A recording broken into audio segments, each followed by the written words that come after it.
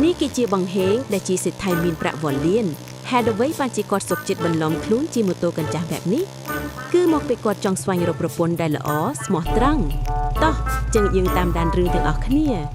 ឡានទំនើបផ្ទះវិឡាបង្ហេងមានមិនខ្វះទេតែអ្វីដែលបង្ហេងខ្វះគឺមនុស្សស្រីដែលព្រមជិះម៉ូតូកញ្ចាស់ខ្លួនផ្សាយជាមួយបងដោយមិនល្អូ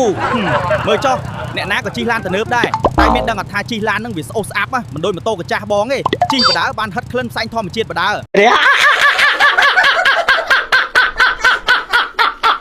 ចាំមើលតើស្រីស្អាតណាខ្លះដែលមានភ្នែកទិបមើលឃើញត្បូងពេជ្រនៅក្នុងភក់ដូចជាបង្ហេងម្នាក់នេះគិតទៅមុខរកទិញកាហ្វេហាងតិចសិនក្រែងបានជួបគូព្រេងពេលនេះបងហេងរកអូសប្រទេសដាច់គេហើយនៅហាងកាហ្វេមានស្រីស្អាតនៅឈរខាងមុខហាងហើយបងហេងសាកចាត់ស្រីស្អាតសិនបើនាងស្រឡាញ់ម៉ូតូកញ្ចាស់នេះគាត់នឹងយកជាប្រពន្ធភ្លាមហ្មងតែកញ្ញាចង់ទៅណាដែរទុកឲ្យបងជូនទៅម៉ូតូកញ្ចាស់បងនេះអាចដឹកអូនបានបងអូហូមើលទៅដូចជាសេរីបារានរកទិញមិនបានជាងបើខ្ញុំជិះម៉ូតូបងទៅដល់ផ្សារប្រហែលជាខ្លាយជាមនុស្សផ្សែងបាត់ហើយមើលទៅបងហេងមើលរូបរាងខ្ញុំមើលសមនឹងជិះម៉ូតូកញ្ចាស់ចឹងដែរទេខ្ញុំជាអ្នកលយឆាយក៏តែមានឡានទៅនៅបានខ្ញុំជិះ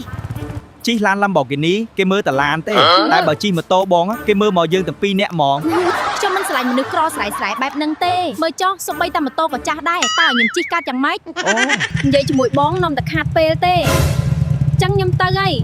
មើលទៅកញ្ញាម្នាក់នេះស្រឡាញ់តែលុយឡានមិនបាច់លុយឆាយ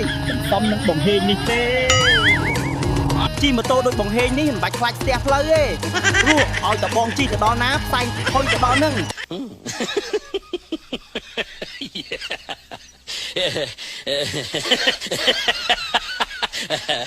ឡានទំនើបគេចផ្លូវឲ្យបងអស់ហើយ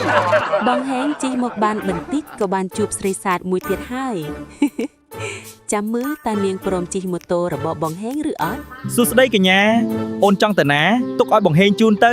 កុំមើលឃើញម៉ូតូបងអញ្ចឹងឯអូនជិះម៉ូតូកញ្ចាស់បែបនេះបានវាស្ទាវអូហូម៉ូតូបងហេងឯងមើលទៅមិនសមនឹងដុកខ្ញុំទេម៉ូតូកញ្ចាស់ឡើងញ័រគ្រឿងចង់របូតអស់ហើយនឹងទុកដឹកតែស្មៅកវិញទៅបងចង់មកដុកស្រីស្អាតអីមិនអីទេបងហេងចាស់ថាតស៊ូគង់បានសម្រេចថ្ងៃនេះគេមិនឡើងជិះក៏មិនអីដែរសំខាន់ឲ្យតែយើងមានគោលដៅម៉ូតូកញ្ចាស់តែចិត្តស្មោះជិះទៅមុខទៀតទៅបងហេងអើយគង់តែជួបអ្នកយល់ចិត្តទេអើយដើររកមនុស្សស្មោះមួយថ្ងៃហើយរកមិនទាន់បានសោះប្រហែលមកពីផ្សាយម៉ូតូហុយខ្លាំងពេកបានជាមនុស្សស្មោះមើលបងហេងមិនឃើញបែបហ្នឹងអីយ៉ាព្រះអើយជួយផងខ្មោចលងកណ្ដាលថ្ងៃចាស់កញ្ញាឯងមកពីណាហ្នឹងក៏កុំមកចិត្តបងអីបងហេងកុំភ័យអីមើលមុខខ្ញុំឲ្យច្បាស់មើលខ្ញុំគឺខ្មោចមែនតែខ្ញុំគួរឲ្យខ្លាចត្រង់ណាមិញបងឯងថាចង់រកមនុស្សស្មោះដែលយល់ចិត្តមែនទេអីបងស្រឡាញ់មនុស្សស្មោះមែនតែមិនមែនខ្មោចទេកញ្ញាបងមិនត្រូវធៀបគ្នាជាមួយខ្មោចទេមនុស្សរួមមិនស្មោះដូចខ្មោចទេណាខ្មោចដូចខ្ញុំនេះចាំបងរាប់រយឆ្នាំហើយចុះបើខ្ញុំសន្យាថាមិនលងបងតើបងព្រមឲ្យខ្ញុំជិះម៉ូតូជាមួយទេពេលនេះបងហេងមានអ្នកស្រឡាញ់ពិតហើយតែនាងជាខ្មោចទៅវិញចាំអង្កាលបានរត់ជួយផងម៉ូតូកូនសម្លាញ់ខំឡើងកុំមករលត់កណ្ដាលផ្លូវអីណាបងហេងស្មោះមែនតែមិនមែនស្មោះជាមួយខ្មោចទេ